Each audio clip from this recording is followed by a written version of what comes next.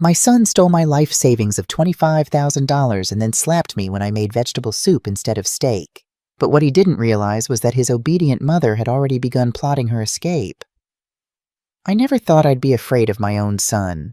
After raising him for 39 years, after nursing his fevers and bandaging his scraped knees, after working 3 jobs to put him through university, how could I ever fear the baby I had carried in my womb? But there I was, 63 years old, with bruises blooming on my cheekbone and ribs aching from where his foot had connected with my side as I lay helpless on my kitchen floor. My name is Elena Suarez. For 30 years, I lived in the same 2-story house on Calle de las Flores in the old quarter of Valencia. My husband Antonio and I bought it when we were young and full of dreams, paying every mortgage payment with pride. The house wasn't grand. 3 bedrooms, a small kitchen with terracotta tiles, a garden where I grew roses and herbs. But it was ours.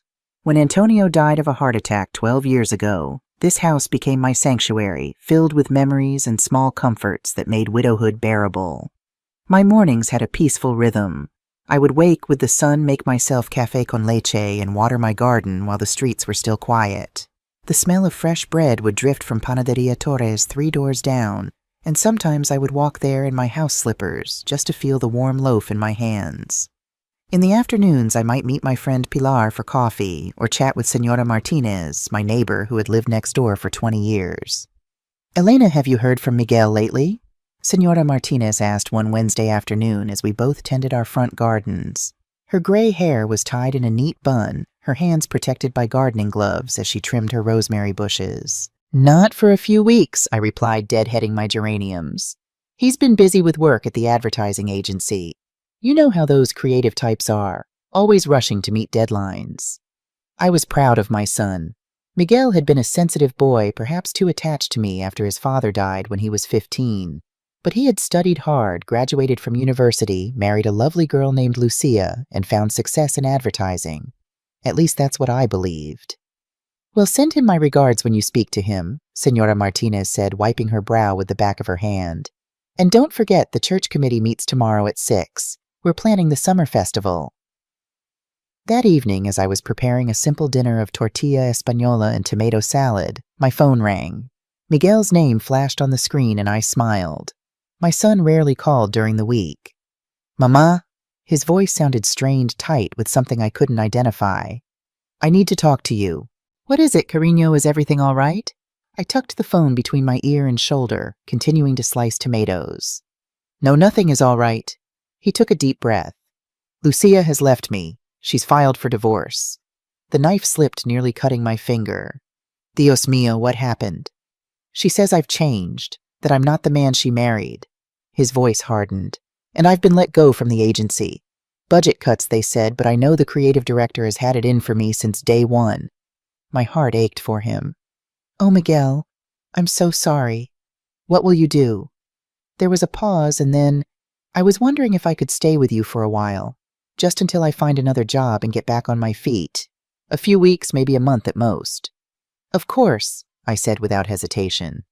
"This is your home too, always."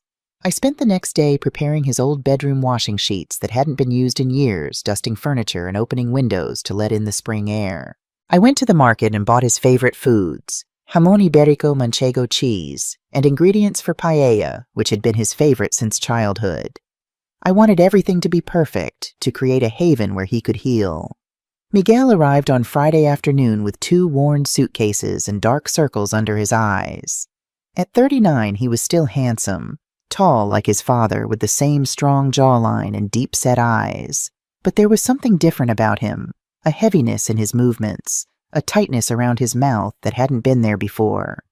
"Mama," he said, embracing me briefly. His body felt rigid against mine, not like the warm hugs we used to share. Come in, come in." I ushered him inside, taking one of his suitcases. "I've made your favorite paella for dinner and your room is all ready. You can stay as long as you need." "It will just be a few weeks," he said, following me up the narrow staircase, "until I get things sorted." I believed him. I believed everything he told me because mothers want to believe their children. We want to think that we know them, that the babies we nurtured couldn't possibly hide darkness from us. How wrong I was. The first few weeks with Miguel were relatively peaceful. He slept late, spent hours watching television or scrolling through his phone, and ate whatever I prepared without comment. He wasn't looking for work, not actively at least, but I told myself he needed time to recover from the twin blows of divorce and job loss. I adjusted my routines to accommodate him. I began shopping more frequently, making sure the refrigerator was always stocked with his preferred beer. I cleaned more thoroughly, worried that dust might aggravate his allergies. I watched my favorite telenovelas with headphones so the sound wouldn't disturb him. Small changes, insignificant ones, I thought. Just temporary accommodations for my son in need. One morning, as I was preparing to leave for my weekly coffee with Pilar, Miguel emerged from his room hair-tousled from sleep, despite it being nearly 11. "Where are you going?" he asked, pouring himself coffee. "To meet Pilar at Café Valentin. We go every Thursday." I wrapped a light scarf around my neck, checking my appearance in the hallway mirror. "Today," his voice took on an edge I hadn't heard before. "I was hoping you could help me organize my resume. I have a lead on a position at Martinez & Associates." "Oh," I brightened at the mention of a job prospect. "That's wonderful news. I can meet Pilar another day. Let me just call and cancel." As I dialed Pilar's number, I didn't notice the small smile playing at Miguel's lips, didn't recognize it as satisfaction, rather than gratitude. That was the first time I canceled plans for him, but far from the last. When I hung up, Miguel had already returned to the living room, resuming forgotten eyes fixed on a football match. I spent the morning cleaning instead, occasionally glancing at him and wondering when we would work on his application. We never did. The pattern repeated the following week. I was dressed to attend my church committee meeting when Miguel developed a splitting headache that required my attention. The week after, he needed me to cook a special meal because an old colleague was considering referring him for a position. Each time I canceled my plans without complaint, believing I was helping him, supporting him through a difficult time. "I haven't seen you in weeks," Pilar said when she called in the third month of Miguel's stay. "Is everything all right?" "Yes, just busy with Miguel," I explained, keeping my voice low as I stood in the kitchen. He was in the living room, but I found myself unconsciously worried about being overheard. "He's going through a rough patch." "He's a grown man, Elena," Pilar said, concern evident in her voice. "You need your own life, too." "It's temporary," I assured her and myself. "He'll find a job soon." But days turned into weeks and weeks into months, and still Miguel didn't find employment. Or rather, he didn't seriously look for it. Occasionally, he would mention an interview that mysteriously fell through or a promising lead that evaporated, but I never saw him in a suit preparing to meet potential employers. I never heard him making calls or typing cover letters. His days consisted of television, his phone, and increasingly alcohol. The first real indication that something was deeply wrong came 3 months after Miguel moved in. I had prepared paella for dinner, an authentic Valencia recipe passed down from my mother. The kitchen was filled with the aroma of saffron and seafood as I set the table with care, using the good plates, hoping to lift Miguel's spirits. "Dinner's ready, cariño," I called, ladling the golden rice onto our plates. Miguel entered the kitchen, his eyes immediately narrowing at the sight of the paella. "Paella again. I thought you loved my paella," I said, confused by his reaction. "Maybe when I was 10, he scoffed. "Don't you have any steak? I've been craving a good ribeye all day." "No, I didn't buy steak this week," I replied, still holding the serving spoon. "But I can make it tomorrow if you'd like." What happened next occurred so quickly that I barely had time to register it. Miguel's face contorted with sudden rage. He grabbed his plate and hurled it against the wall with such force that pieces of ceramic and rice flew everywhere. The sound was explosive in our small kitchen. "You can't do anything right, can you?" He roared, his face inches from mine. "I ask for one simple thing. One thing, and you can't even manage that." I stood frozen, the serving spoon trembling in my hand. This wasn't my son.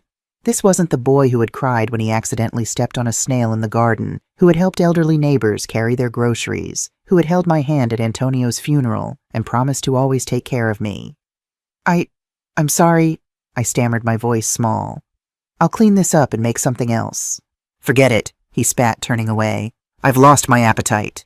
He stormed out, leaving me alone with the mess of broken ceramic and ruined food. With shaking hands, I knelt down and began to pick up the pieces, tears blurring my vision. A sharp edge caught my finger, and I watched with detached fascination as blood welled up bright red against my skin. That night, as I bandaged my cut finger in the bathroom, I made excuses for him in my mind. He was under stress. Unemployment was hard on a man's pride. I should have asked what he wanted for dinner. I needed to be more attentive, more understanding.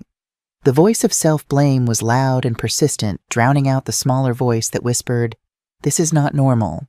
This is not acceptable." I didn't tell Pilar about the incident. I didn't mention it to Señora Martinez when she commented on my bandaged finger the next day. "Just a kitchen accident," I said with a smile that didn't reach my eyes. I was already becoming skilled at hiding the truth, even from myself. After the plate-throwing incident, something fundamental changed in our relationship. The hidden barrier that had kept Miguel's anger in check seemed to dissolve. Criticisms that had once been rare or veiled became daily and explicit. The food was too cold, too hot, too salty, not seasoned enough. The house was too dusty, despite my constant cleaning. I made too much noise in the morning when he was trying to sleep. I was too quiet in the evening when he wanted conversation. I spent too much on groceries. I didn't buy enough of the things he liked. Each day brought a new list of complaints, impossible standards that shifted without warning. And I, desperate to bring back the son I remembered, tried to meet every demand. I began waking at 5 a.m. to clean and prepare breakfast before Miguel woke, even though he rarely emerged from his room before noon. I ironed his clothes meticulously, though he seldom left the house. I cooked multiple dishes for dinner to ensure there would be something he enjoyed. And yet it was never enough. The pushing began almost imperceptibly. A gentle shove when I was in his way in the kitchen. A firm grip on my arm when I didn't move quickly enough to serve his coffee. Once he twisted my wrist when I was slow to pass the remote control, leaving fingerprint bruises that I hid beneath long sleeves. "It was an accident, Mama," he said afterward, not quite meeting my eyes. "You know I wouldn't hurt you intentionally." And God help me, I believed him. Or I wanted to believe him, because accepting the truth meant accepting that my only son, the baby I had nursed through countless illnesses, the boy I had comforted through nightmares, had become my tormentor. I began avoiding my friends entirely. Pilar still called weekly at first, but I always had excuses ready. Miguel needed me. I wasn't feeling well. I had too many chores. Eventually, the calls became less frequent until they stopped altogether. My world shrank until it contained only my house and the nearest market where I shopped quickly, always anxious to return before Miguel might notice my absence. Señora Martinez was harder to avoid living just next door. One afternoon, as I was hanging laundry in the backyard, she appeared at the fence that separated our properties. "Elena," she called softly, her eyes fixed on my arm where the sleeve of my blouse had ridden up, revealing yellowish bruises. "What happened to your arm?" "Oh." I pulled down my sleeve quickly, heat rising to my face. I fell against the doorframe. So clumsy of me. Her eyes, warm and knowing, held mine for a long moment. "My sister Maria had a husband who made her clumsy too," she said carefully. "There are people who can help with that kind of clumsiness." Shame burned through me, not for the bruises, but for being so transparent in my lies. "It's not like that," I insisted, gathering my laundry basket. "Miguel is just going through a difficult time." "Of course." She nodded, her expression gentle. "But if you ever need to talk, my door is always open, day or night." I hurried inside, my heart pounding. Was it so obvious? Could everyone see what was happening in my home? The thought was unbearable. Money became the next battlefield. My widow's pension wasn't large, $1.200 per month, but it had been enough for me to live comfortably before Miguel's arrival. I was frugal by nature, shopping at local markets rather than expensive supermarkets, using the air conditioning sparingly, even in Valencia's hot summers, keeping my indulgences small and infrequent. But Miguel had needs. He needed cigarettes. He needed his particular brand of beer. He needed new clothes for job interviews that never seemed to materialize. He needed money for transportation, for meeting former colleagues who might help him network. At first, I would give him $20 or $30 when he asked. Then it became $50, then $100. Until one day, about 5 months after he moved in, he simply held out his hand as I was preparing to pay bills. "Let me see your bank card, Mama," he said, his tone making it clear this wasn't a request. "My bank card, why? It's easier this way. I'll manage the finances. You're getting older and these things can be complicated." He smiled, but the warmth didn't reach his eyes. "I'll take care of everything. I've been managing my own money for 12 years since your father died," I protested mildly. His expression darkened. "Are you saying I can't be trusted? Your own son?" "No, of course not. I backtracked quickly, recognizing the warning signs of his anger. It's just, I've always done it myself. Well, now you don't have to worry about it anymore. I'm here. He snapped his fingers impatiently. The card, Mama. With trembling fingers, I removed my bank card from my wallet and handed it to him. It felt like surrendering more than a piece of plastic.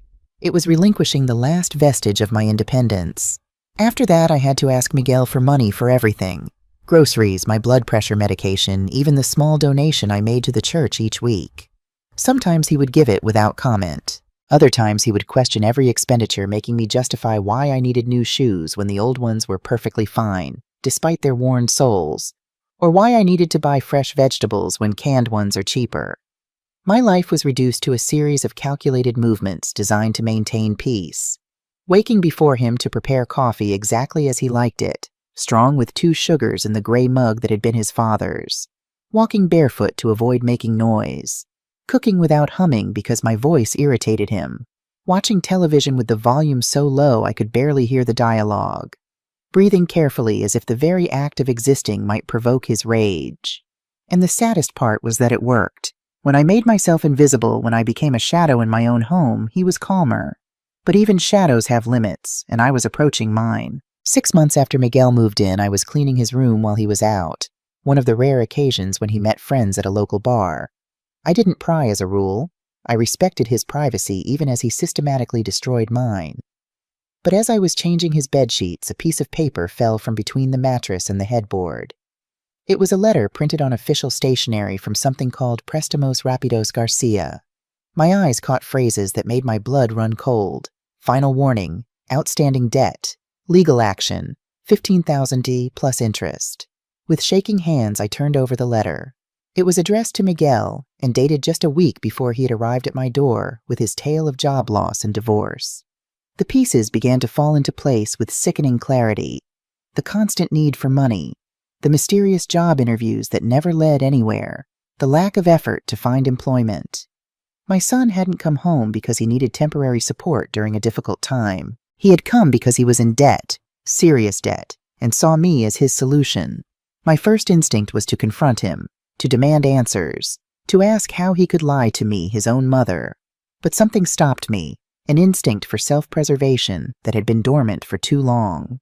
If Miguel discovered that I knew about his debt, what would he do? His anger was already unpredictable over small things like dinner preferences.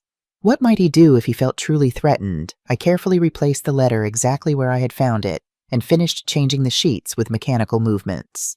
My mind was racing, trying to process this new information. Was gambling involved drugs, or simply living beyond his means? I tried to remember when I had last seen my bank statements. Miguel had taken over all financial matters months ago.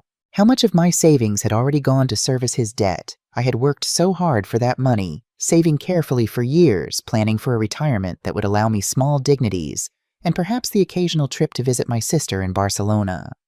That night, after Miguel had gone to sleep, I crept downstairs and turned on my computer. A simple laptop I rarely used anymore since Miguel had claimed it was too slow and monopolized it for his own purposes. The bank's website loaded painfully slowly, and I held my breath as I entered my credentials, praying I still remembered the password. The screen finally displayed my account information, and what I saw made me press a hand to my mouth to stifle a cry. My savings account, which had contained nearly $25,000, the result of a lifetime of careful frugality, now showed a balance of $3,452. More than $21,000 had disappeared in 6 months, withdrawn in increments of $1,000 to $3,000. I stared at the screen, tears blurring my vision. This wasn't just financial abuse, it was theft. My son had systematically stolen my life savings, all while I cooked his meals, washed his clothes, and endured his verbal and physical abuse. I shut down the computer and sat in the dark living room, a strange calm settling over me. This was the moment when something inside me finally broke. Not my spirit, but the chains of maternal obligation that had kept me prisoner to Miguel's abuse. For the first time in months, I thought clearly about my situation. If it continued, one of two things would happen. Either Miguel would completely drain my resources and then abandon me, or his violence would escalate until he seriously injured or killed me. Neither option was acceptable. I needed to get out. I needed help. I needed to reclaim my life, my home, and what remained of my dignity. But I couldn't let Miguel know I was planning anything. I would need to be smarter, more strategic than I had ever been. As the first light of dawn filtered through the curtains, I made a decision. I would become the perfect, compliant mother that Miguel thought he had created. I would be so obedient, so seemingly broken that he would never suspect I was planning my escape. And then when everything was in place, I would take back my life with such force that he would never see it coming. I went to bed as the birds began their morning songs, and for the first time in months, I slept deeply dreamlessly. The path ahead would be difficult, perhaps the most challenging of my life. But now I had something I had lost months ago: purpose. The next morning I rose early as usual, but something had changed inside me. Where before there had been only fear and confusion, now burned a cold determination. I looked at my reflection in the bathroom mirror. A woman with fading bruises, graying hair, and eyes that had seen too much sorrow. But behind those eyes was something new: resolve. "You can do this, Elena," I whispered to myself. "For your life." I prepared Miguel's breakfast with meticulous care. Freshly squeezed orange juice pan con tomate with the finest olive oil and eggs exactly as he liked them. When he emerged from his room just before noon, I greeted him with a smile that didn't reach my eyes, though he wouldn't notice such subtleties. "Good morning, cariño," I said softly, placing his coffee in front of him. "Did you sleep well?" He grunted in response, scrolling through his phone as he ate.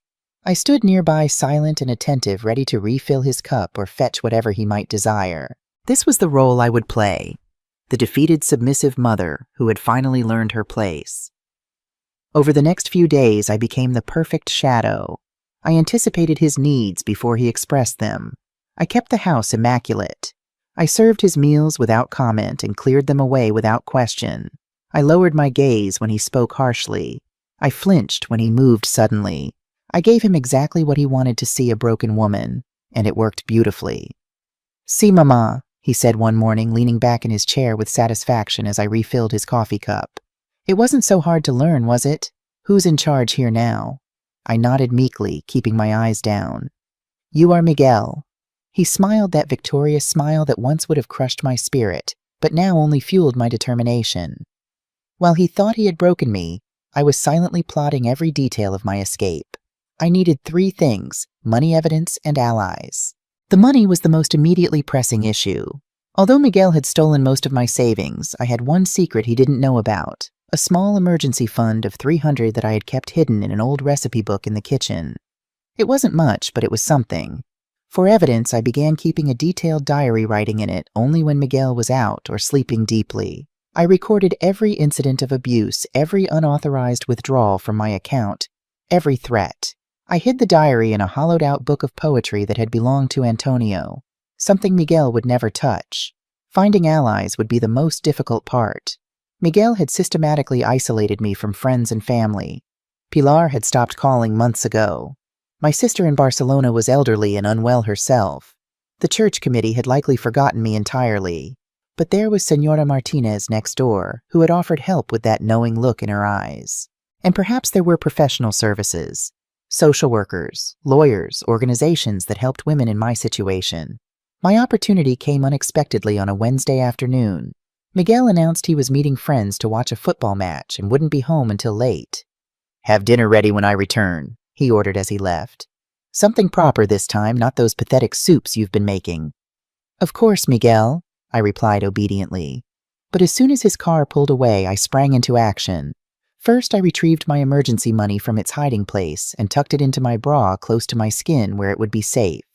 Then I took a deep breath and walked next door to Señora Martinez's house, my heart pounding with each step. She opened the door immediately as if she had been waiting for me.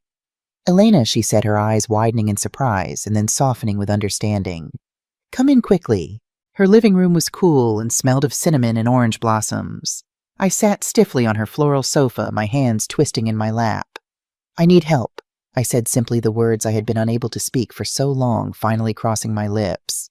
Señora Martinez nodded, no trace of judgment in her wise eyes. "I know, querida. I've been waiting for you to realize it too." She disappeared briefly into another room and returned with a business card that she pressed into my hand. "This is Elizabeth Rodriguez. She's a social worker who specializes in cases like yours." My sister used her services when she finally left her abusive husband. I stared at the card, running my thumb over the embossed lettering. Elizabeth Rodriguez, social worker, domestic violence specialist, a phone number and an address in central Valencia. She's very good, Senora Martinez continued. She knows the system, the legal options, everything. And most importantly, she understands the fear. I don't know if I can... My voice trailed off. You already have, she said firmly. By coming here, you've taken the first step, the hardest one. She made me tea and we talked for nearly an hour. I told her everything, the financial control, the isolation, the pushing that had become hitting. With each confession, the burden I had carried alone seemed to lighten slightly. You are not alone, Elena, Senora Martinez said as I prepared to leave. Remember that, and be careful. The most dangerous time is when we decide to leave. I slipped back into my house, the business card hidden in my bra alongside the money. Miguel wouldn't be home for hours, but I was already rehearsing my role for his return, the dutiful mother with no secrets, no plans, no rebellion in her heart. 3 days passed before I found another opportunity to be alone. Miguel had been increasingly volatile, his mood swinging between self-satisfaction at my apparent submission and rage at imagined slights. A plate not warm enough, a shirt with a crease in the wrong place. Anything could trigger his fury. The night before, he had grabbed my arm so hard when I was slow to refill his wine glass that I now had 5 perfect fingerprint bruises above my elbow. I photographed them with my old digital camera, adding to my growing collection of evidence. On Saturday morning, Miguel announced he was meeting a potential employer for lunch, the first job prospect he had mentioned in weeks. I doubted the story, suspecting he was actually meeting his gambling friends, but I expressed appropriate enthusiasm. That's wonderful news, Carino, I said, ironing his shirt with careful precision. This could be the opportunity you've been waiting for.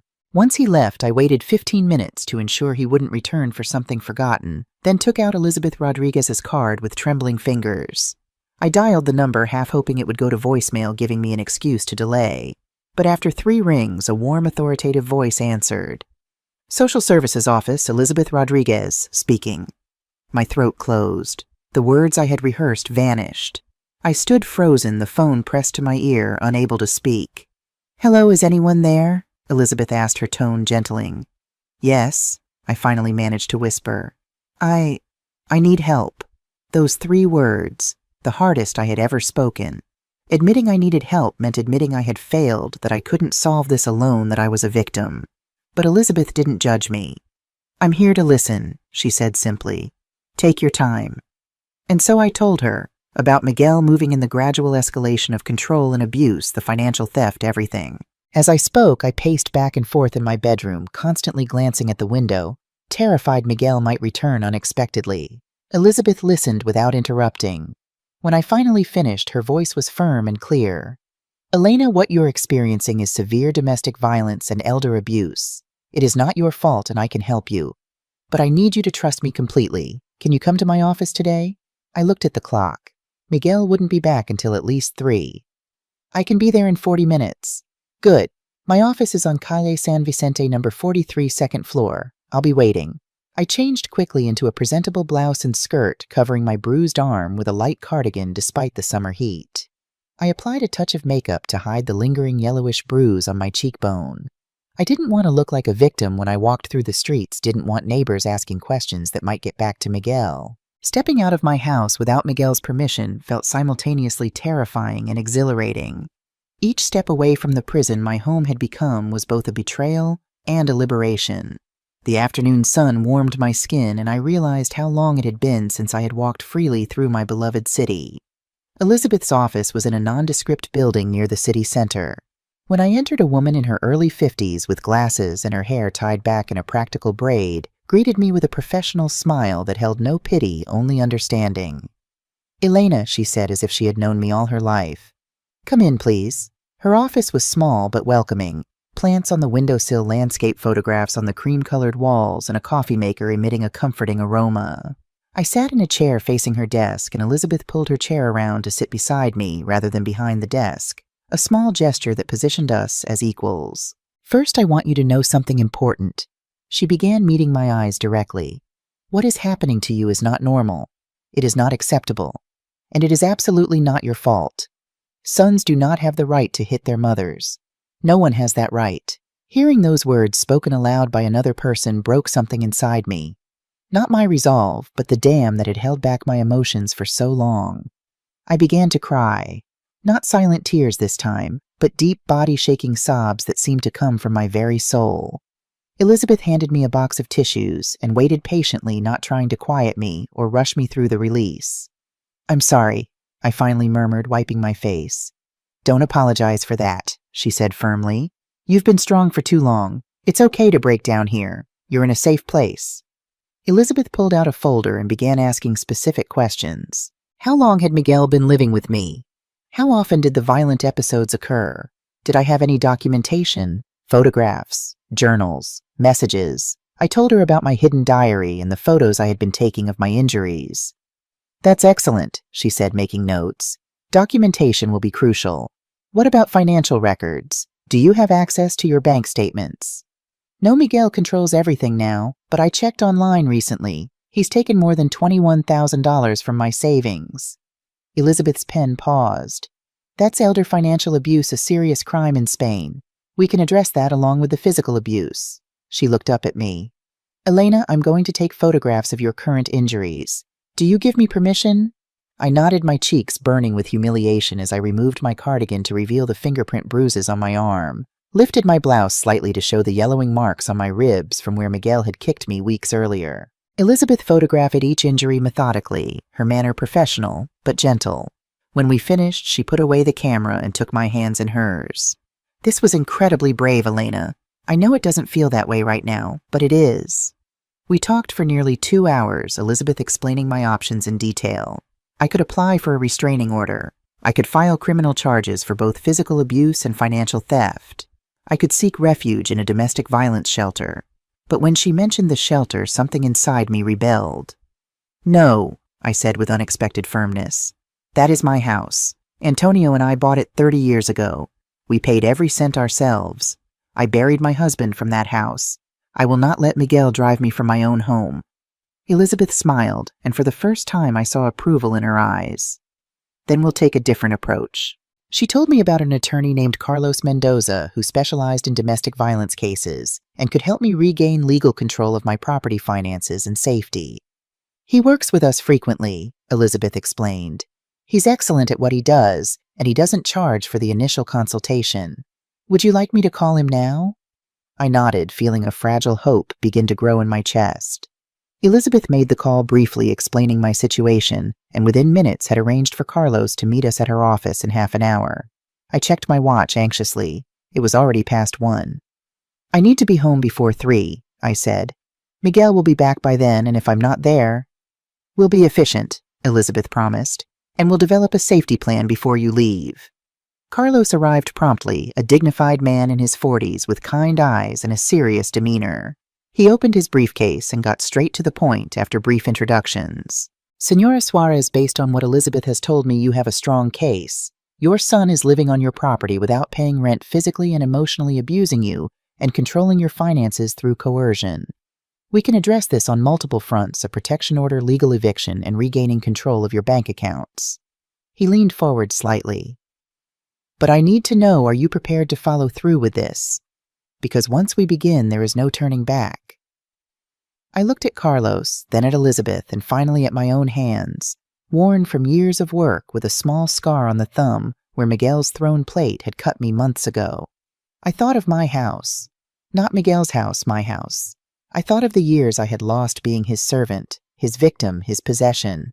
And I thought of the woman I had been before, Elena, who laughed while cooking, who sang in the garden, who had friends and dreams. "I'm ready," I said, and this time my voice did not tremble. Carlos spread several documents on Elizabeth's desk, explaining each one with methodical clarity. "First, we'll apply for a temporary protection order," he said, pointing to a light yellow form. "With Elizabeth's photographs and your testimony, a judge can issue it within 24 to 48 hours. This will prohibit Miguel from approaching you, contacting you, or remaining on your property."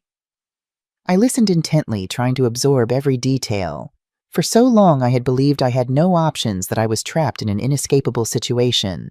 Now this man was telling me that the law could protect me, that I had rights that Miguel couldn't violate with impunity. What if he doesn't obey the order? I asked, fear constricting my throat. What if he gets angry and things become worse? Carlos looked at me seriously. I won't lie to you, Senora Suarez. There is risk.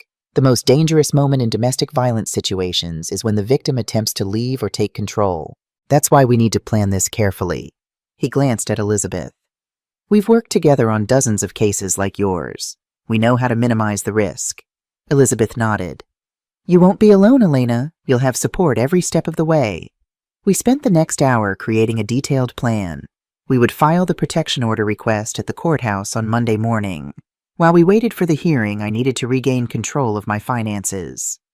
Do you have access to any identification documents? Carlos asked. Your national ID card, passport, birth certificate. I had to think for a moment. Miguel had gradually taken possession of all important papers, claiming to organize them. My ID card is in my purse, but Miguel has everything else in a locked drawer in his room. That's enough for now, Carlos said, writing something in his notebook. On Monday, we'll go directly to your bank after filing the court papers. As the account holder, you have the right to cancel any additional cards, change all access codes, and establish that only you can authorize transactions. The idea of taking these concrete steps, going to court, confronting the bank, terrified and energized me simultaneously. What if Miguel finds out before we're ready? What if he checks the account and sees that I've canceled his card? Carlos closed his notebook. That's why we need to move quickly. Once we make the banking changes, we need to be prepared to execute the rest of the plan immediately. We can't give him time to react. Elizabeth leaned forward and took my hand. Elena, I know this is frightening, but every day you spend living with him is another day of risk. You've already made the hardest decision by coming here. Now you just need to keep moving forward. Before I left, we created a safety plan for the weekend. I would continue playing the role of the submissive mother, giving Miguel no reason to suspect anything had changed. I would gather essential documents if possible, and prepare a small emergency bag that I could grab quickly if necessary. We exchanged phone numbers, and Elizabeth made me memorize the direct line to the local police station. If at any point you feel in immediate danger, don't hesitate, she stressed. Call 112 immediately and tell them you fear for your life. The protection order will make it easier for them to intervene, but even without it, they are obligated to respond to domestic violence calls. I left the office with a folder full of information, a list of steps to follow, and something I hadn't possessed in months, a plan. The late afternoon sun cast long shadows as I hurried home, aware that I had less than an hour before Miguel was likely to return. I arrived with 20 minutes to spare and immediately began preparing dinner. A hearty paella that would take time but would please Miguel, and more importantly would explain why I had been out shopping for ingredients. I was chopping onions when I heard his key in the lock, and I forced my hands to remain steady. Something smells good, Miguel commented as he entered the kitchen, seemingly in a decent mood. How was your day, Mama? Quiet, I replied, keeping my voice even. Just the usual chores. How was your meeting? Promising, he said vaguely, opening the refrigerator and taking out a beer. They'll call me next week. I nodded, not believing him for a moment, but maintaining my facade of supportive interest. As I continued preparing dinner, I felt Miguel's eyes on me, studying me with unusual intensity. You seem different today, he said suddenly. My heart nearly stopped, but I kept my expression neutral. Different how? He shrugged, taking a long drink of his beer. I don't know. Something about you. Then he laughed, a harsh sound without humor. Maybe you're finally learning your place. I lowered my eyes, the perfect picture of submission, while inside I thought, you have no idea what I'm learning, Miguel. No idea at all. The weekend stretched endlessly. I moved through my usual routines, cooking, cleaning, serving Miguel. But now every action was a performance, every submissive gesture a lie. Miguel seemed satisfied with my behavior, even commenting to a friend on the phone that I had finally figured out who's boss around here. On Sunday night, I lay awake planning the next day's events. Carlos would pick me up at 8:30 after Miguel usually left for his morning coffee at the corner cafe, a ritual that gave me a precious 45 minutes alone each day. We would go directly to the courthouse to file for the protection order, then to the bank to reclaim my financial independence. When morning finally came, I dressed carefully in a conservative navy blue dress that made me look respectable but unremarkable. I prepared Miguel's breakfast as usual, my movements mechanical while my mind raced through the day's plan. "I'm meeting Javier for coffee," Miguel announced as he finished eating. "Then we might go look at a car he's thinking of buying. Don't expect me until afternoon." "Of course," I said, clearing his dishes. "Enjoy your day." As soon as he left, I retrieved my hidden emergency bag, a small backpack containing a change of clothes, my medication photocopies of essential documents I had managed to secretly make my diary of abuse, and the $300 in emergency cash. I didn't think I would need it today, but Elizabeth had emphasized the importance of being prepared for any possibility. Carlos arrived precisely on time, his car pulling up discreetly 2 houses down from mine. I slipped out, scanning the street nervously before hurrying to meet him. "Good morning, Señora Suarez," he greeted me with formal respect. "Are you ready?" I nodded, clutching my purse with white knuckles. "As ready as I'll ever be." The courthouse was an imposing building in the center of Valencia, all marble and echoing hallways. Carlos guided me through security and up to the 3rd floor where the domestic violence unit was located. A clerk handed us forms to complete, and I sat on a hard plastic chair, reducing 7 years of horror to checked boxes and brief descriptions. Carlos reviewed each form before I submitted it, making sure everything was complete and accurate. When we finished, he explained that we would need to wait to speak with a judge who could issue the temporary order. The waiting room filled gradually with women of all ages. Some had children who played quietly with worn toys in the corner. Others sat alone, staring at nothing with the 1,000-yard gaze I recognized from my own mirror. We were all here for the same reason, because someone who should have loved us had chosen to hurt us instead. A young woman sat down next to me, cradling a sleeping infant in her arms. Her left eye was swollen nearly shut, the bruise still fresh and purple. Our eyes met briefly, and in that moment we recognized each other's pain without words. I had the sudden urge to tell her it would be all right, that she was doing the right thing, but the words caught in my throat. How could I offer assurance when I was still so uncertain myself? At 10:15, a court officer called my name. Carlos and I entered a small chamber where a judge, a stern woman in her 60s with silver hair and piercing eyes, was reviewing my file. "Señora Elena Suarez," she said without looking up, "I have reviewed your application and the attached photographs. I am granting an emergency temporary protection order valid for 15 days. During that time, a formal hearing will be scheduled where your son may present his side, and I will determine whether to make the order permanent." My heart leaped. 15 days suddenly seemed both an eternity and far too short. The judge continued, "This order stipulates that Miguel Suarez is prohibited from approaching within 100 meters of you, contacting you by any means, or remaining at the property located at the address you've provided. The police can enforce this order immediately. If he violates it, he will be arrested." She signed the document with a flourish, stamped it with an official seal, and handed me a copy. "Take this seriously, Señora. If he contacts you, call the police immediately. Do not negotiate. Do not engage. Your safety comes first." Outside the chamber, Carlos squeezed my shoulder gently. "The first step is complete. Now let's address your financial situation." The bank was only a short walk from the courthouse, Banco Santander, where I had been a customer for over 30 years. The manager, Patricia Dominguez, recognized me immediately. "Señora Suarez, it's been months since we've seen you. Usually your son comes in on your behalf." "That's what we need to discuss," Carlos said smoothly, presenting his credentials. "In private, if possible." Patricia led us to a small conference room and listened with growing concern as Carlos explained the situation. The coercion, the unauthorized withdrawals, the protection order. "I see," she said, her professional demeanor unable to completely mask her shock. "What would you like us to do, Señora Suarez?" "I need to cancel the additional card issued to my son," I said firmly, "and change all passwords and access codes. I want to ensure that only I can access my accounts from now on." Patricia nodded. "Of course. I'll need to see your ID and the protection order." As she processed the changes, I felt a weight beginning to lift. For the first time in over half a year, my money would be my own again. I would no longer need to beg Miguel for funds to buy groceries or medication. "I've canceled his card effective immediately," Patricia confirmed.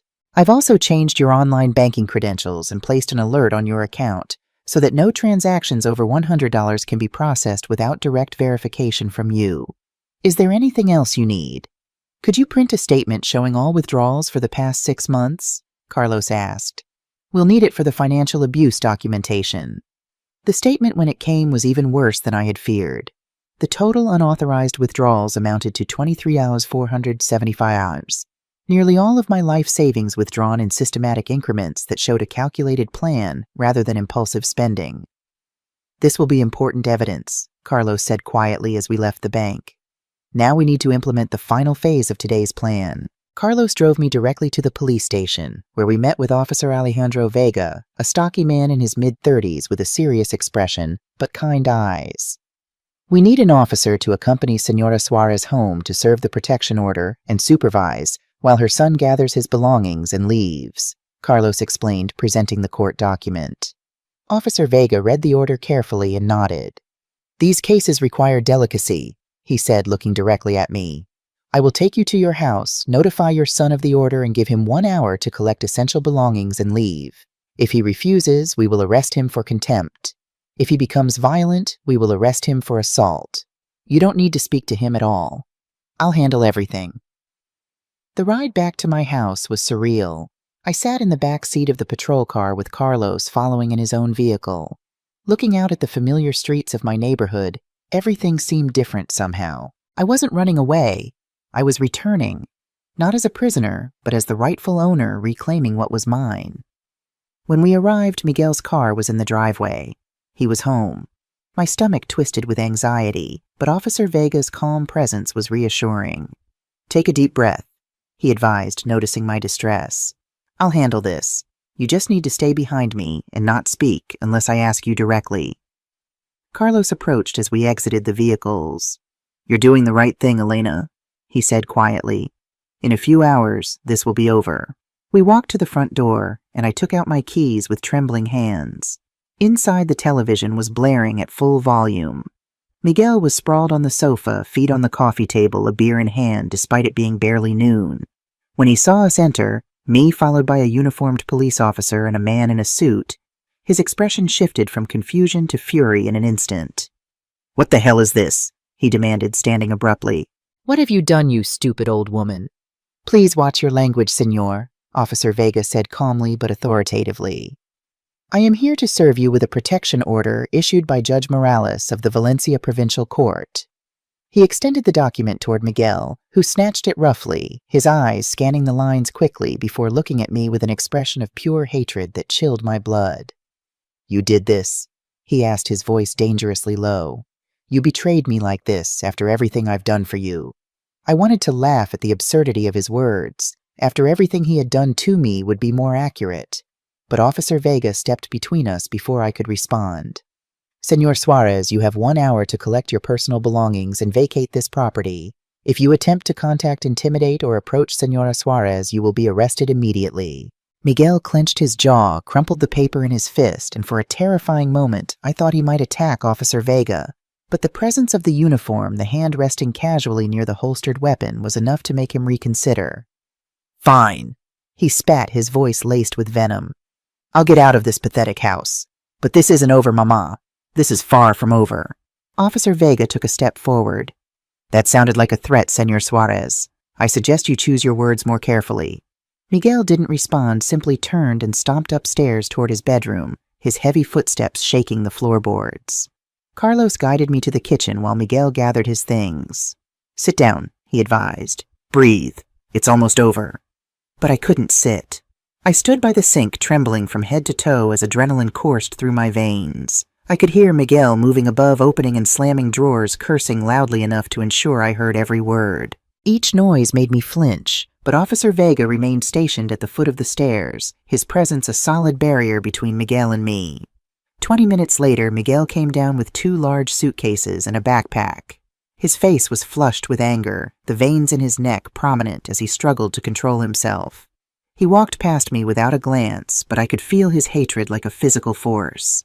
He dropped the suitcases by the door with a theatrical bang and turned to Officer Vega. "There, can I leave now, or are you going to arrest me for breathing too?" Officer Vega remained professional. "You can leave, and remember 100 meters distance from Senora Suarez at all times. 0 contact. If you are seen watching this house, if you send someone to speak to her on your behalf, we will return with handcuffs." Miguel grabbed his luggage and stormed out without another word. I heard his car start with a roar, tires squealing as he pulled out of the driveway too fast, the engine noise fading as he drove away down the street. And then silence. A silence so complete, so profound, that for a moment I didn't know how to exist within it. Officer Vega closed and locked the front door. "He's gone," he said simply. Was it over? I couldn't tell. My legs gave way suddenly, and I had to grab the back of a chair to keep from collapsing. Carlos was instantly at my side, supporting my elbow. "Sit down, Elena," he said gently. "It's done now." But it didn't feel done. It felt like something had only just begun. Officer Vega stayed for another 20 minutes, checking all the locks, ensuring the windows were secure, explaining the steps to follow if Miguel attempted to return. "Keep your phone charged and within reach at all times," he advised, handing me a card with the direct station number. "If he shows up, if you see him nearby, if you receive any form of contact, call emergency services immediately. Don't wait. Don't hesitate. These situations can escalate quickly." Carlos added his own card to the officers. "I am also available day or night. For anything at all, Elena, call me." When they finally left, I stood in the middle of my living room, surrounded by a silence that belonged entirely to me for the first time in years. The house felt strange, as if it were both familiar and new simultaneously. Every piece of furniture, every crack in the wall, every stain on the carpet was as familiar as my own reflection, and yet everything seemed transformed by Miguel's absence. I walked slowly from room to room, touching surfaces, reclaiming my space. In the kitchen, Miguel's dirty plate sat in the sink with remnants of breakfast. By reflex, I almost washed it, but then something inside me rebelled. I picked it up and deliberately dropped it into the trash can instead. I would not clean up his messes anymore. Never again. I climbed the stairs to his bedroom, the room that had been a guest room before his arrival and had become his fortress over the past months. The door stood open, revealing chaos. Clothing strewn about, empty beer bottles on the floor, a half-eaten sandwich on the desk, the air stale with the smell of unwashed bedding and cigarettes. He had left many things behind. Posters on the walls, boxes of papers, a broken lamp, but I couldn't bear to deal with any of it now. I closed the door firmly, deciding that this room would not exist for me until I was ready to face it. That first night alone was the strangest of my life. I prepared a simple dinner, just vegetable soup and fresh bread, exactly what Miguel would have raged against. I sat at the kitchen table without watching the clock, without calculating when he might return, without planning what I would say if he disliked the food. I ate slowly, savoring each spoonful, and it was the first meal in months that didn't taste like fear. Afterward, I washed my single dish, turned off the lights, checked the doors twice, and went up to my bedroom. I lay in bed unable to sleep despite my exhaustion. Every sound made me start. The wind against a window, the normal settling of an old house, a car passing on the street. My heart would race, anticipating the sound of Miguel's key in the lock, his heavy footsteps on the stairs, his voice calling my name in anger. But he didn't come. The hours passed, marked by the clock on my nightstand, 11 midnight 1-2, and gradually as the silence remained unbroken, something inside me began to relax. I was alone, truly alone. And for the first time in a very long time, that wasn't frightening. It was peace. The following days were an exercise in rediscovering myself. I woke without an alarm, stretching luxuriously in my bed, savoring the silence. No need to hurry downstairs to prepare Miguel's breakfast. No need to tread lightly to avoid waking him. My time was my own again. That first morning after Miguel left, I made café con leche and carried it out to my small garden. The roses needed attention after months of neglect, but there was beauty even in their wild state.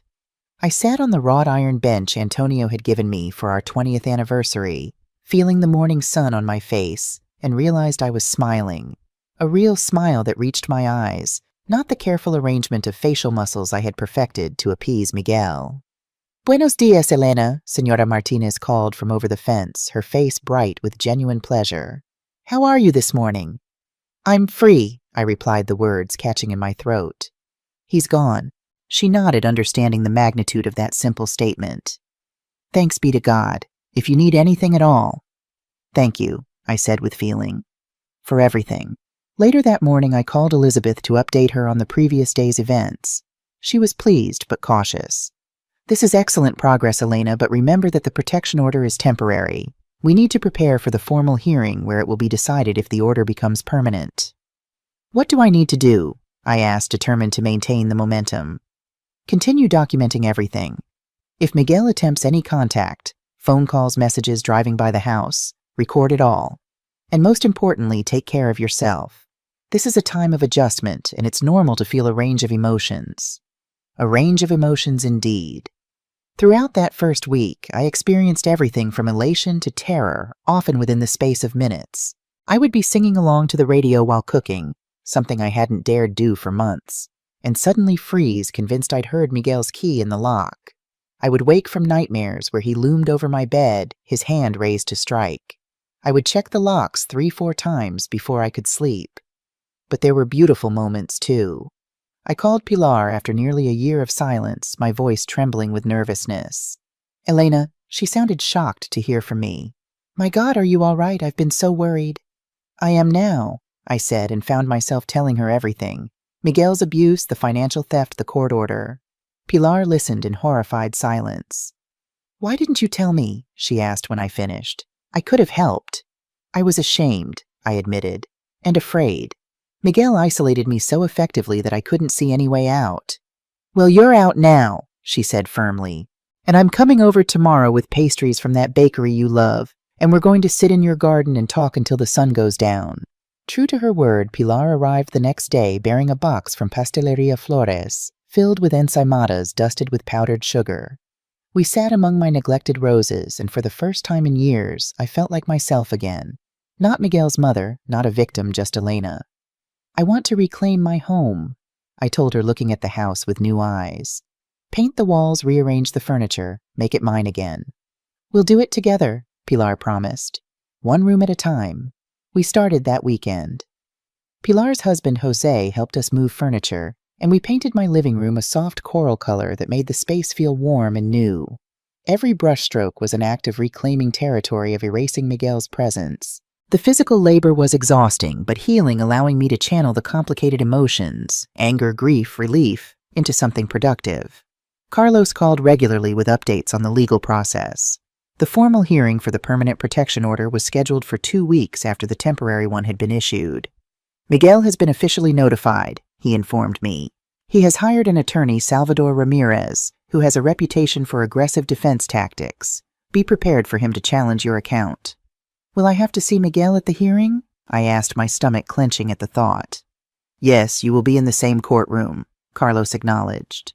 "But there will be security present, and I'll be with you the entire time.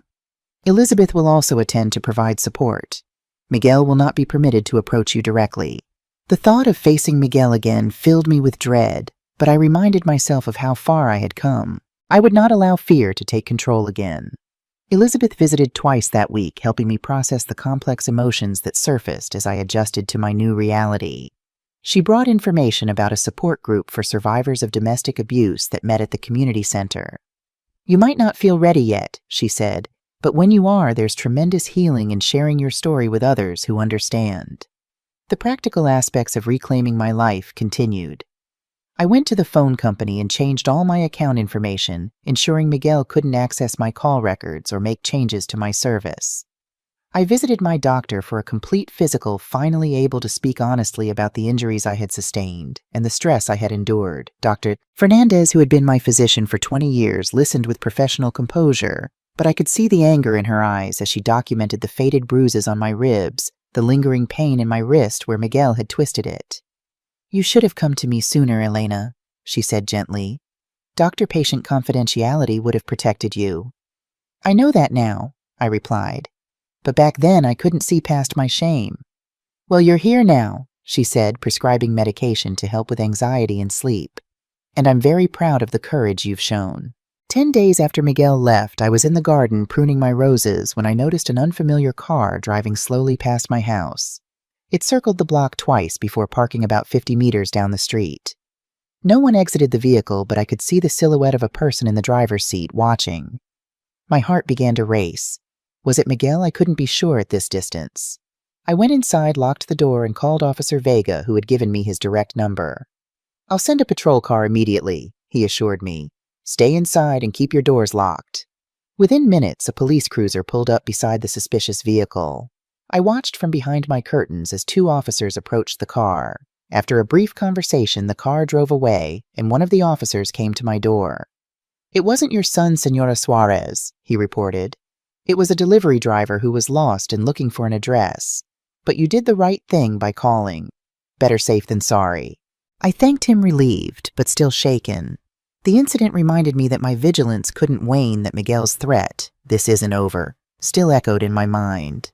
The next morning I went to check my mailbox, something I had neglected for several days. Among the usual bills and advertisements was a plain white envelope with no return address.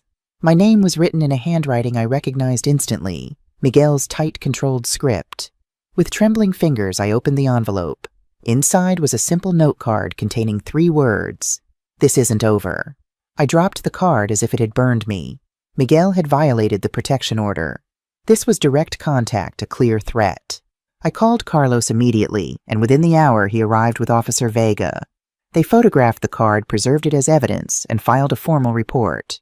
"This is a direct violation of the order." Officer Vega explained, his expression serious. "We will issue an arrest warrant for him. Do you have any idea where he might be staying?" I shook my head. I had no knowledge of where Miguel had gone after leaving my house, no contact information, no mutual friends who might know. "Stay vigilant," Officer Vega advised. "If you see him anywhere near your property, call emergency services immediately. Do not attempt to confront him or speak with him." I didn't sleep that night. I sat in my living room with all the lights on, jumping at every creak of the old house, every passing car. The threatening note confirmed my worst fears. Miguel wasn't going to accept his expulsion from my life peacefully. He was still trying to exert control to intimidate me, but this time his tactics wouldn't work. I was no longer alone. 2 days later, Carlos called with news that sent a wave of relief washing through me. "The police arrested Miguel last night," he reported. "He was at a bar near Plaza de la Reina, intoxicated, and openly telling anyone who would listen how you had betrayed him and how you would pay for it. Someone concerned about his threats called the police, and when the officers ran his name, they discovered the warrant for violation of the protection order." "What happens now?" I asked. "He'll be held for at least 72 hours while they process the charges," Carlos explained. "This works in our favor for the permanent order hearing, as it demonstrates his unwillingness to comply with court directives." I should have felt relieved at the news of Miguel's arrest, but instead I felt a strange hollowness. This was my son, the child I had raised, now in a jail cell for threatening me. At what point had everything gone so terribly wrong? How had my sweet boy transformed into this man I now feared? "It's not your fault, Elena," Carlos said gently, seeming to read my thoughts through the phone. "Miguel made his own choices. You are only protecting yourself, as you have every right to do." The morning of the hearing dawned bright and clear, the kind of perfect Valencia day that usually lifted my spirits. But as I dressed in my most formal outfit, a navy blue suit I had worn to Antonio's funeral, my hands wouldn't stop shaking. Carlos picked me up at 8:30, and Elizabeth was waiting for us at the courthouse entrance. Her presence was immediately calming, a reminder that I was not facing this challenge alone. "Remember," she said as we walked through the imposing doors, "just tell the truth. Your story is powerful enough without embellishment." The courtroom was smaller than I had imagined, with polished wooden benches and the Spanish flag hanging beside the judge's bench.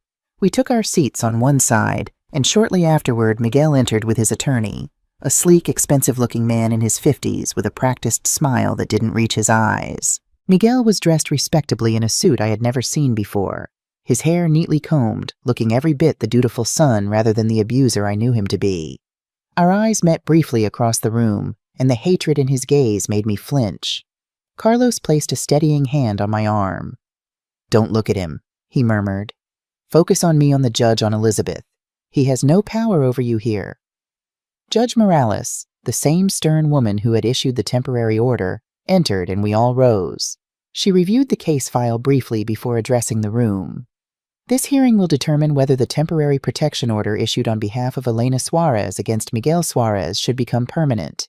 I have reviewed the initial petition, the photographic evidence, the bank records showing unauthorized withdrawals, and the police report regarding violation of the temporary order." Her sharp eyes moved between Miguel and me. "Both parties will have the opportunity to speak, beginning with Señora Suarez." Carlos squeezed my hand as I rose and moved to the witness chair. My legs felt unsteady, but I kept my back straight and my head high. This was my moment to speak my truth. "Señora Suarez, Judge Morales began, "Please tell the court in your own words why you believe this protection order should be made permanent." I took a deep breath, gathering my courage. "Your Honor, my son Miguel came to live with me last year, after telling me he had lost his job and his wife had left him.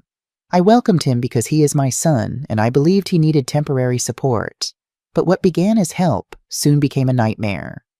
My voice grew stronger as I described the progression of abuse, the control, the isolation, the financial theft, the physical violence. I spoke of the night he threw me to the kitchen floor for serving soup of the bruises that became my constant companions of the fear that had ruled my life for months. "I just want to live in peace in my own home," I concluded. "I don't seek vengeance. I don't wish to harm him. I simply want him to leave me alone to rebuild the life he nearly destroyed." Judge Morales nodded thoughtfully. "Thank you, Señora Suarez. You may step down."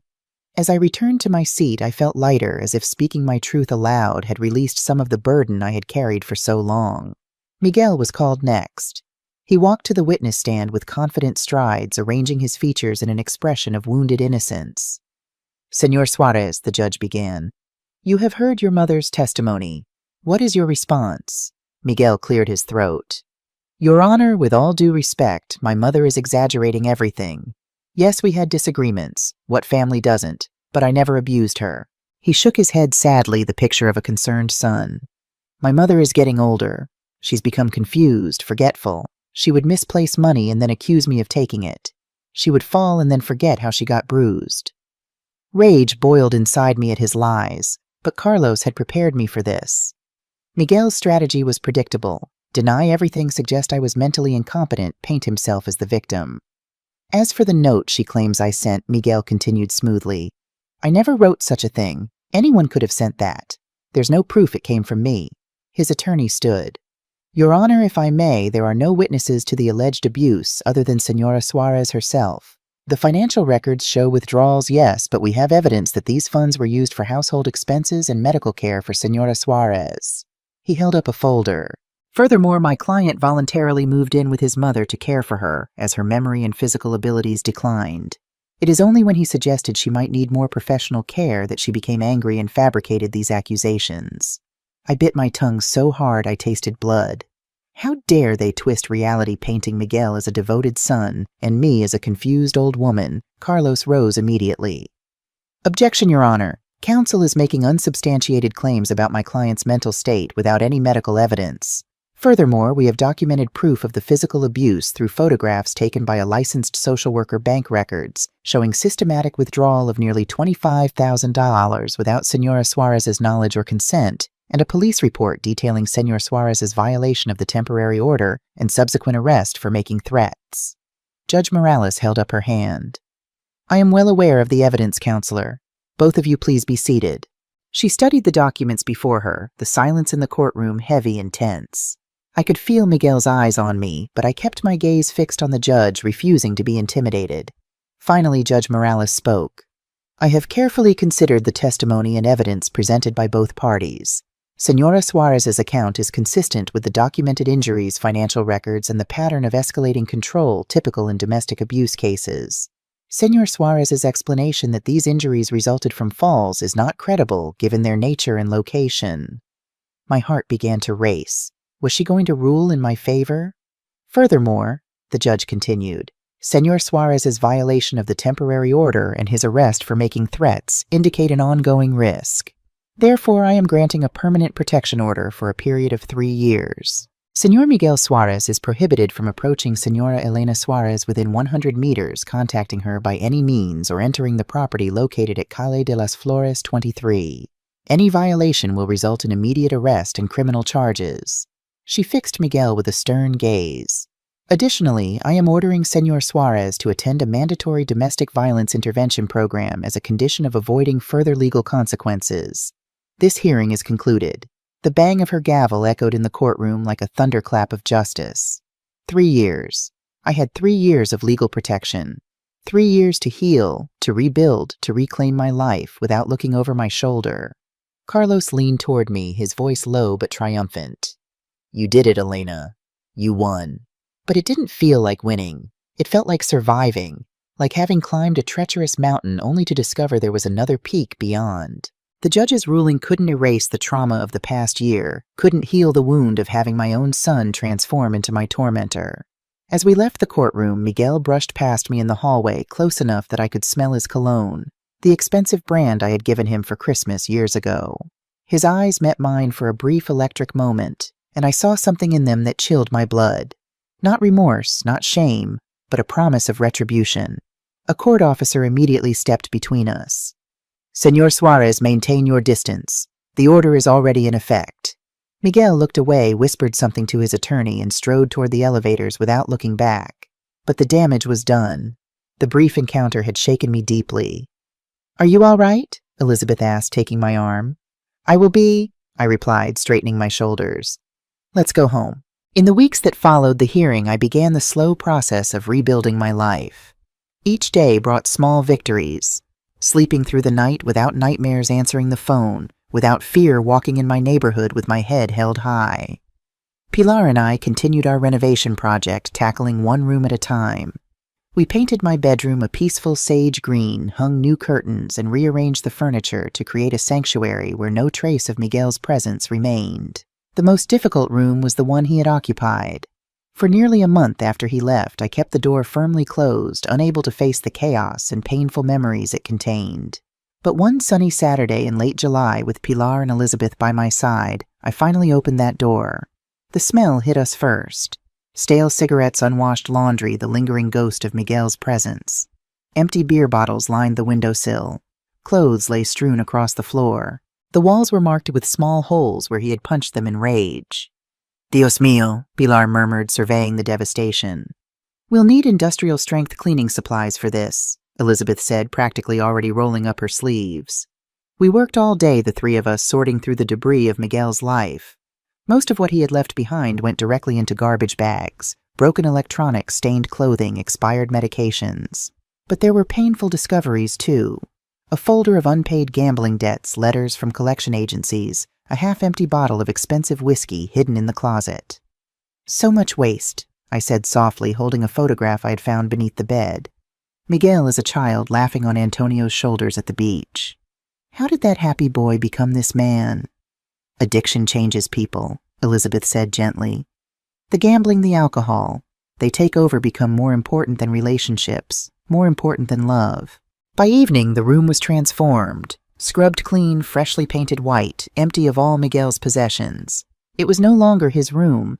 It was simply a spare room in my house, ready for a new purpose.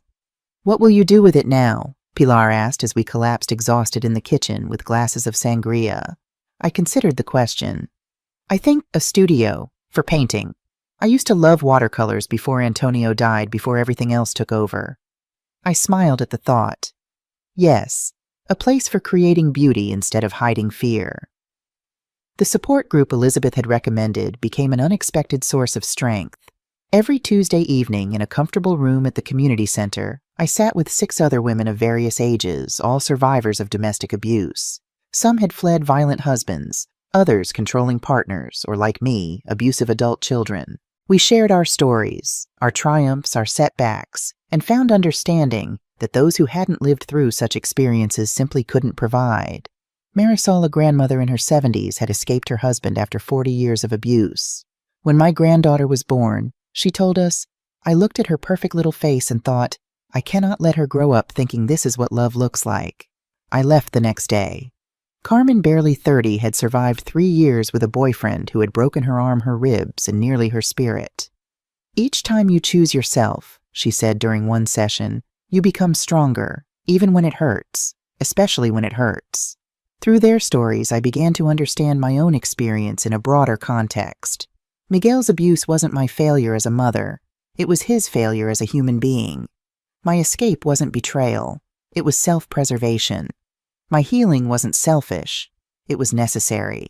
6 weeks after Miguel's arrest, Carlos called with disturbing news. "Miguel was released yesterday," he informed me. The charges for violating the protection order resulted in probation rather than extended jail time, partly due to overcrowding and partly due to his attorney's arguments about his exemplary prior record. Fear clutched at my throat. Could he come back, try to enter the house? The protection order is still in full effect, Carlos assured me. If he approaches you or the property, call emergency services immediately. They have the order on file and will respond quickly. I thanked him, but sleep eluded me that night. I checked every window, every door twice. I placed a chair under my bedroom doorknob, a childish precaution that nevertheless allowed me to eventually drift into uneasy slumber. The next few days were tense, each unexpected noise causing my heart to race. Each passing car scrutinized for signs of Miguel. But gradually, as the days passed without incident, I began to relax. Perhaps Miguel had finally accepted the court's decision. Perhaps he had moved on with his life as I was trying to do with mine. 2 months after the permanent order was issued, I had developed a new routine. Morning coffee in the garden, watercolor painting in my new studio, Tuesday evenings with the support group, Thursdays with Pilar for lunch and shopping, Sundays at church where I had rejoined the festival committee, welcomed back with warm embraces and no awkward questions. Life had acquired a pleasant rhythm again, one built around my preferences, my needs, my healing. I had even begun volunteering one afternoon a week at a women's shelter, sharing my experience and helping others navigate the complex legal and emotional landscape of escaping abuse. "You have a gift for this," the shelter director told me, after observing me speak with a young mother of 3 who had fled her violent husband. "Your story gives them hope. They see you, strong, rebuilding your life, and think, if she can do it at 63, I can do it at 30. I was returning home from the shelter on a rainy Friday evening when I saw it. Miguel's car parked directly in front of my house, unmistakable with its distinctive dent in the passenger door. My heart lurched painfully in my chest. He was violating the protection order deliberately and flagrantly. I remained in my car, doors locked, and called emergency services. "My son is at my house violating a protection order." I explained, my voice remarkably steady despite my racing pulse. "I'm afraid to enter. He has been violent in the past." "Stay where you are, Senora," the dispatcher instructed. "Officers are on their way. Do not approach him." As I waited, I saw Miguel emerge from his car and stagger toward my front door. Even from a distance, I could tell he was intoxicated. His movements uncoordinated, his posture slumped. He pounded on my door with his fist, shouting words I couldn't make out, but whose angry tone carried clearly through the rain. Every instinct urged me to drive away, to flee, to avoid confrontation. But something stronger kept me in place. The knowledge that I had the law on my side, now that I was no longer powerless against him. The police arrived within minutes. 2 patrol cars, lights flashing, illuminating Miguel in their harsh glare as he continued his assault on my door. The officers approached him cautiously, one on each side. "Senor Suarez," the taller officer called. "Step away from the door and place your hands where we can see them." Miguel whirled around, nearly losing his balance. "What, I'm just visiting my mother. What's the problem?" "You are in violation of a protection order, senor. Please place your hands on your head and step toward me slowly." For a terrible moment, I thought Miguel might resist, might force the officers to use more aggressive measures. But after a few tense seconds, his shoulders slumped in defeat, and he complied with their instructions. I watched as they handcuffed him, read him his rights, and placed him in the back of the patrol car. One of the officers approached my car, and I lowered my window. "Senora Suarez, are you all right?" I nodded, surprised to find tears streaming down my face. "Yes, thank you. What happens now?" "He will be charged with violation of the protection order, which is more serious given the previous violation. Given his intoxicated state and the aggressive behavior we witnessed, he will likely remain in custody until a hearing can be arranged." The officer's expression softened slightly. "Would you like an escort into your home? We can check the property to ensure it's secure." "Please," I said, gathering my purse with shaking hands. Once inside, with the officers having confirmed that my home was safe, and Miguel was on his way to the police station, I collapsed on the sofa, the adrenaline draining from my system and leaving me exhausted. I called Carlos to inform him of the incident, and he promised to meet me at the police station in the morning to file a formal report. Elizabeth also called, having been notified by the shelter director who had seen me leave just before the incident. "Do you want me to come over?" she offered. "You shouldn't be alone right now." "No," I said after a moment's consideration. "Thank you, but I think I need to be alone to process this, to remember that I'm safe in my own home, even after he tried to violate it again." That night I slept surprisingly well, perhaps from emotional exhaustion, perhaps from the knowledge that Miguel was in custody and couldn't harm me. In the morning, I met Carlos at the police station where we provided a detailed statement about the incident. "This is a significant violation," the desk sergeant explained. "Combined with the previous incident and the clear intoxication, the prosecutor will likely push for jail time rather than probation." As we were preparing to leave, an officer approached. "Senora Suarez, your son has requested to speak with you before his transfer to the detention center. You are under no obligation to meet with him." I looked at Carlos, who frowned. "I would advise against it. There's nothing to be gained." But something inside me, perhaps curiosity, perhaps a mother's eternal hope, perhaps just the need for closure, made me nod. "I'll see him, but only with an officer present." Carlos sighed, but respected my decision. "I'll wait here." I was led to a small room divided by a glass partition with telephones on either side like in American movies. Miguel sat on the other side, still in the clothes from the night before, his eyes bloodshot, his face unshaven. He looked older, haggard, diminished by the sterile surroundings. I sat down and picked up the phone. "Hello, Miguel?" "Mama," he said, his voice rough. "I didn't think you'd come." "Neither did I admitted. "What do you want, Miguel?" He ran a hand through his disheveled hair. "I don't know. To apologize, maybe. To explain I was drunk last night. I'm not thinking clearly." "You haven't been thinking clearly for a long time," I said quietly. "Why did you do it, Miguel?" "All of it. The control, the violence, stealing my savings. I gave you everything a mother could give. Was it not enough?" He looked down, unable to meet my eyes. "I don't know. I started gambling after Lucia left. Small bets at first, then bigger ones. I got into debt, serious debt. When they threatened to break my legs, I panicked. Came to you." He swallowed hard. "I told myself it was temporary, that I'd pay you back once I won big. But I never won big enough." "And the violence?" I pressed. "Why did you hurt me?" His eyes met mine briefly before sliding away again. "I was like him, wasn't I? Like Papa." The words hit me like a physical blow. Antonio had never been violent. Not once in our 30 years of marriage had he raised a hand to me or to Miguel. "Your father never hurt either of us," I said firmly. Miguel's laugh was bitter empty. "You never knew. He never hit you, no. But me, when you were at church at the market, he had a special belt just for those occasions." I felt as if the floor had dropped away beneath me. Could it be true? Had Antonio, my kind, gentle Antonio, abused our son in secret?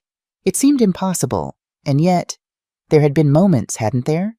Times when Miguel would be unnaturally quiet after being alone with his father. Times when Antonio would say, "The boy and I had a little talk," with a certain emphasis I had never questioned. "Why didn't you tell me?" I whispered. "What would you have done?" He asked, a genuine question rather than an accusation. "You loved him. You wouldn't have believed me." The terrible thing was, he might have been right. The young Elena, so in love with Antonio, might have denied, might have rationalized, might have failed her son when he needed her most. "I believe you now," I said, my voice breaking.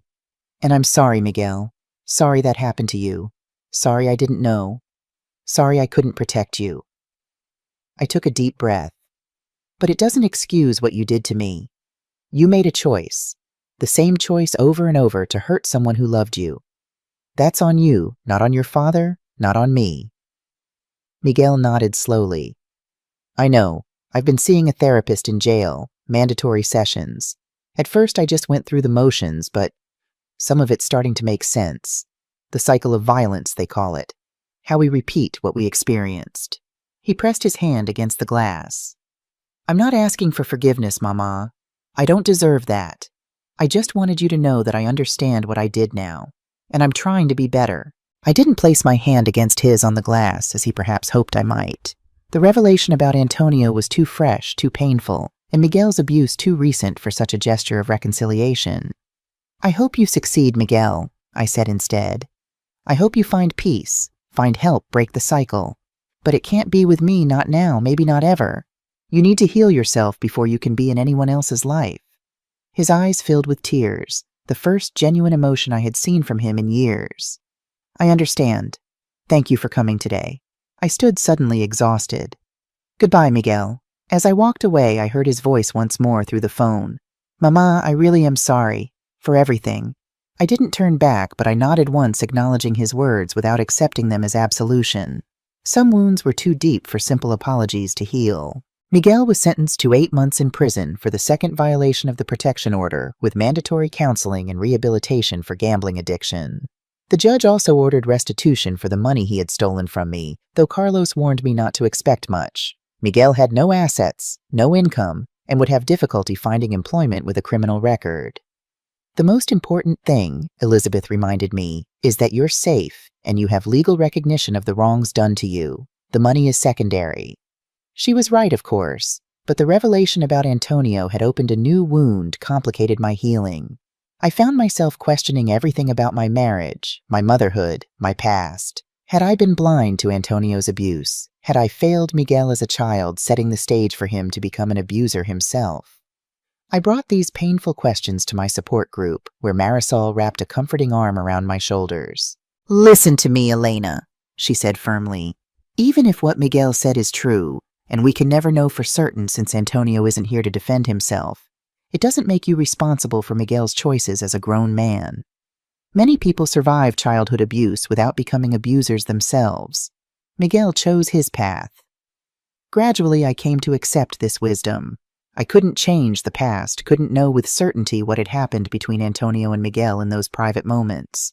But I could determine my future, could choose healing over bitterness, growth over stagnation. 6 months after Miguel's imprisonment, I decided it was time for a celebration, not of his punishment, but of my rebirth. I invited Elizabeth Carlos Pilar and Jose Senora Martinez and 2 women from my support group to a dinner at my home. I spent the day preparing cooking dishes I loved, but Miguel had criticized. A rich vegetable paella gazpacho with fresh tomatoes from my garden flan with the perfect caramel sauce.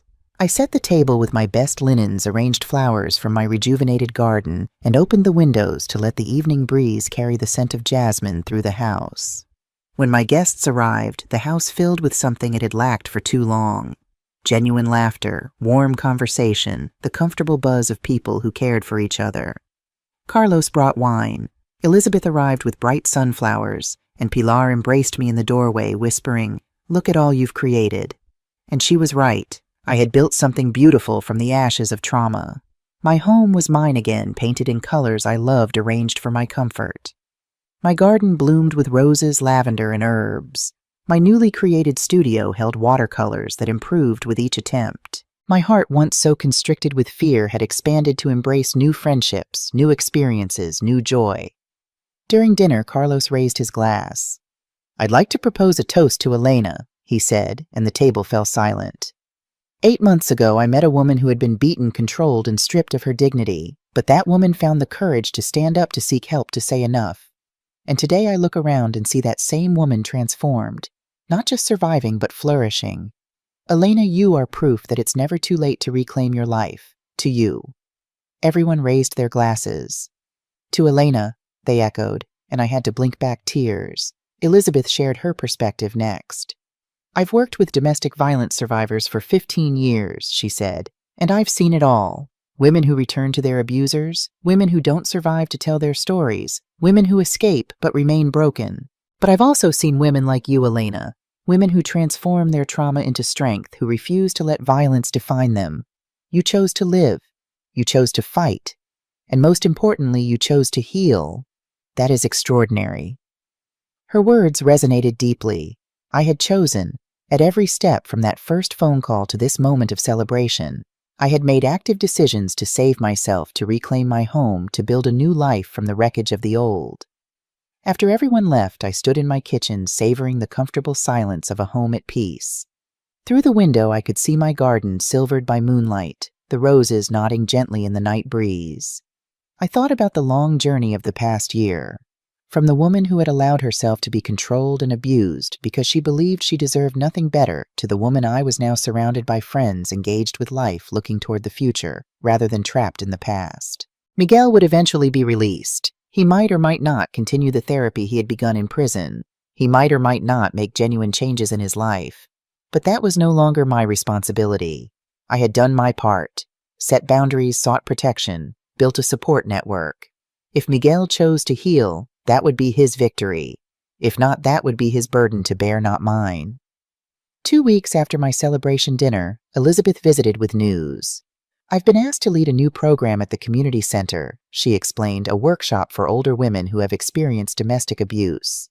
We need someone who has lived through it to help facilitate, someone who can offer hope and practical advice. She smiled. I immediately thought of you. Me? I was startled. But I'm not a professional, not a counselor. No, but you're something equally valuable, living proof that there's life after abuse even when the abuser is your child. Many women stay in dangerous situations because they can't imagine a different future. You can show them that future, Elena. I considered the offer. A year ago, I would have declined immediately, convinced I had nothing to offer. But now, perhaps my story could help someone else find their courage, just as Marisol and Carmen had helped me find mine. I'll do it, I said, surprising myself with my certainty. The workshop began the following month with 12 women ranging in age from 55 to 82. As I shared my story, not just the abuse, but the recovery, the rebuilding, the joy I had rediscovered, I watched their expressions shift from hopelessness to possibility. The most important thing I learned, I told them during our final session, is that it's never too late to choose yourself, never too late to say enough, never too late to begin again. Afterward, an elderly woman with silver hair and remarkable blue eyes approached me. I've been married for 60 years, she said quietly. He's hit me for 59 of them. I always thought I was too old to leave, that it was too late for me. She straightened her shoulders. But if you could do it at 63, I can do it at 81. That night I sat on my porch watching the stars appear one by one in the velvet sky. I thought of Miguel wherever he was in his journey. I wished him healing, not because he deserved my good wishes, but because I deserved to be free from the weight of resentment. The house behind me was warm, filled with life. My life. And although the road had been painful, although the scars would always remain, I was here. I was alive. I was free. And that after everything was enough.